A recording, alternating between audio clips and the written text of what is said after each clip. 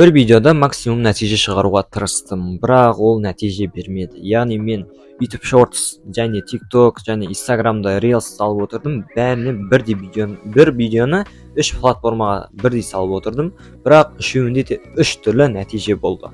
Яғни менде YouTube Shorts'та ол жаңадан бастаған соң менде тематика қалыптасу керек. Сол үшін менде YouTube Shorts жоғары нәтиже жинады, ол бірінші орында тұр. Ал екінші орында менде Instagram тұрды. Себебі Instagramда бұрынғы менің контенттерім бар, бірақ тематика кішкене басқаша болды.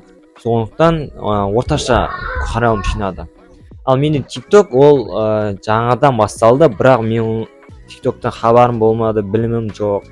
Сондықтан менде TikTok өте аз қаралым жинады, үшінші орын. Мен бір видеоны 3 платформаға бейімдеп процесін көрсетейін. Ол былай болады. Мен бірінші YouTube'қа осылайынан видео түсірем. Сосын мен оны TikTokқа салуға салуға тырысамын. Сонда TikTok өзі мынандай видеоны мынандайға өз турлап береді. Яғни вертикалға турлап береді. Сол турлау арқылы мен жаңа бір функцияны, яғни субтитр жазуға мүмкіндік алам TikTok арқылы. Және TikTok арқылы субтитр жазып, төбесіне заголовок қоям, яғни тақырыпша қоям да TikTokқа салам. Қысқартып салам. Мысалға, менің хук бар ғой, яғни мен сіздердің көп қаралым жинау үшін мен хук пайдаланамын. Ол дегеніміз адамдарды қызықтыру. Сол қызыққан жерін қиып алып TikTokқа салам. Яғни сосын салған соң менде настройкасын істеп қойғам.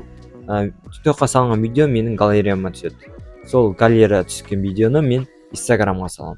Сол арқылы мен 3 платформада бір видеоны салам.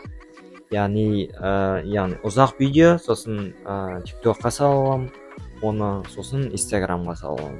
Осы арқылы сіз бір видео арқылы 3 платформаны бірдей жүргізе аласыз.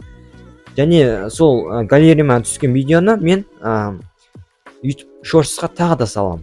Және оның тематикасын осы YouTube'тың ұзақ видеосына сілтеме ретінде қалдырып қоям. Сонда мені 2 видеом дамиды сонда YouTube арқылы. Және менің видеом осылайынан контент жасау менің процесім осылай болады. Егер сізге көмектесе алсам, лайк басып, коммент жазып қойыңыздар және парақшама тіркеліп қойыңыз.